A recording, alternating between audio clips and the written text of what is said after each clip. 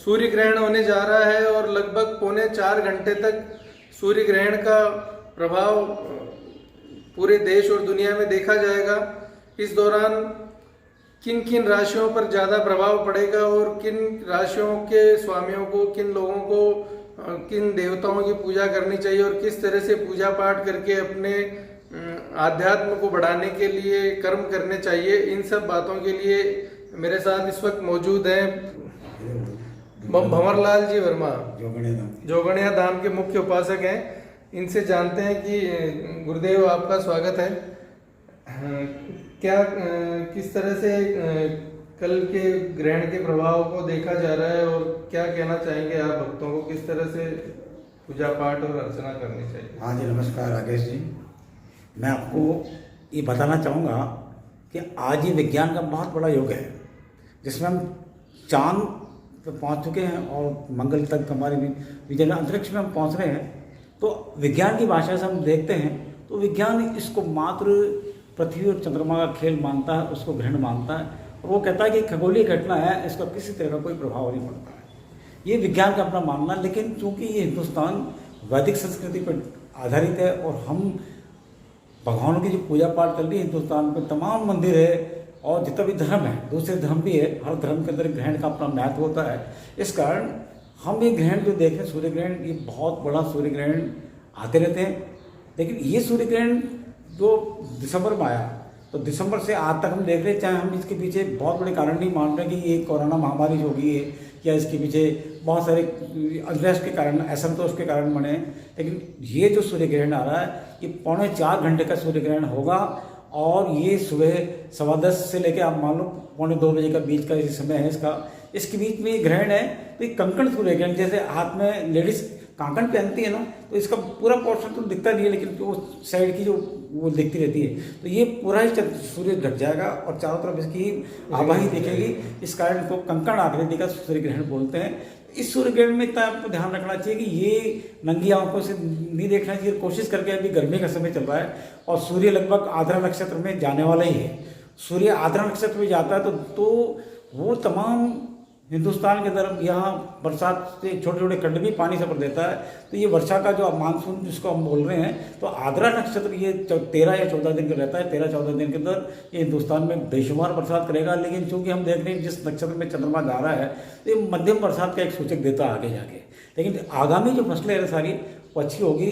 फिर भी अब जैसे राशि का प्रभाव आपको पूछना चाह रहे हैं, तो राशि के अंदर ये होता है कि आपका जन्म समय कहाँ है, आपका जन्म स्थान कहाँ है। क्योंकि हम जब 12 राशि की बात करते हैं तो हम बिल्कुल एक ब्लाइंड होकर बात कर जाते हैं कि हम 12 राशि में क्या क्या प्रभाव पड़ेगा। कोई वर्ल्ड है, ये पूरा वर्ल्ड के ग्लोबल पे करोड़ों लोग एक राशि पर गवर्न करते हैं।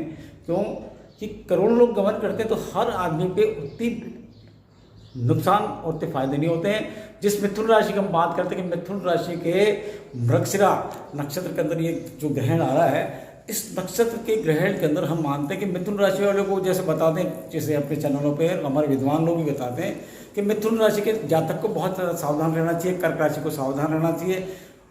क्यों कि ये ग्रहण इन लोगों को ज़्यादा नुकसान करेगा। अब विषय है कि पार्टिकुलर उस आदमी के मिथुन राशि का अगर वैदेही जन्म है, कौन सी महादशा है, कौन सी दशा है और उसका जन्म स्थान क्या है, उसका लैटिट्यूड क्या है, इसका लैटिट्यूड क्या है, ये बिल्कुल साइंटिफिक चीज़ हो जाती है। इसलिए हम इतना मानते हैं कि मिथुन राशि में प्रभाव तो आएगा, लेकिन प्रत्येक मिथुन राशि वाले को उतना दुख नहीं देगा, न कर्क वाले को देगा। इसलिए कोरोना काल चल रहा है, काफ़ी लोगों का ये मानना है कि ग्रहण के बाद में कोरोना का असर कम हो जाएगा।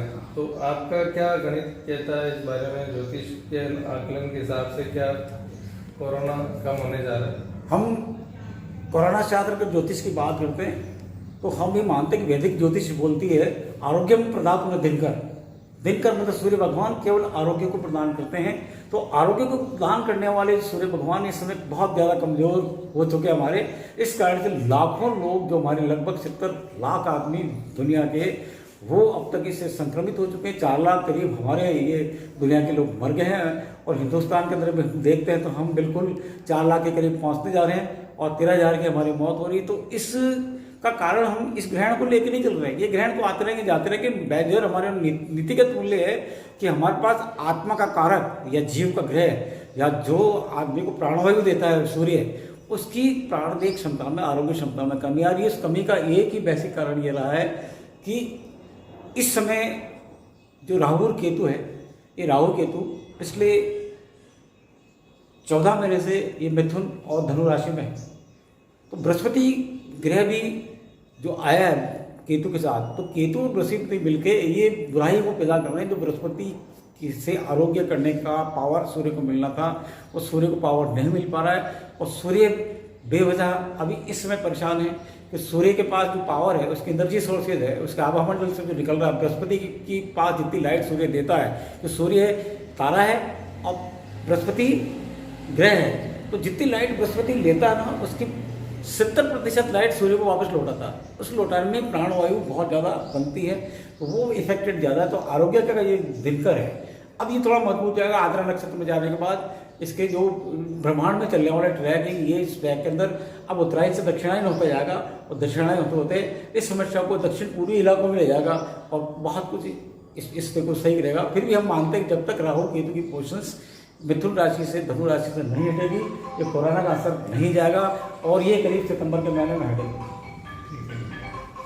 तो आप थे पुष्कर के ज्योतिर्विद भंवरलाल जी वर्मा साहब, जो जोगणिया धाम के उपासक हैं।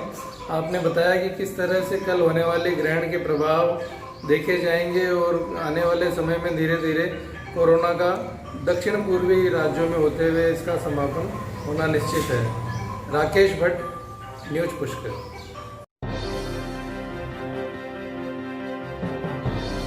पुष्कर की तमाम खबरें देखने के लिए आज ही सब्सक्राइब करें news Pushkar, power of nation.